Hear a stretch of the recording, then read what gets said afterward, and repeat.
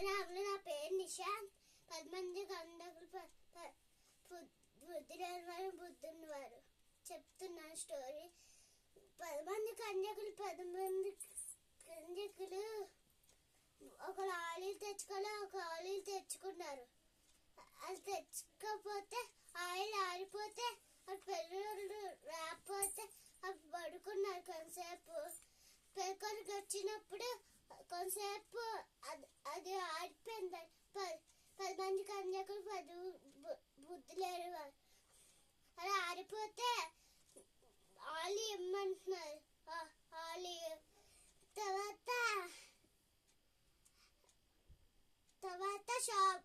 షాప్కి వెళ్ళి తెచ్చుకోండి, మేము ఇవ్వము చెప్పారు. తర్వాత మళ్ళీ వచ్చి తలుపు కొట్ట, మీరు ఎవరో తెలీదు, మేము తీయము డోరు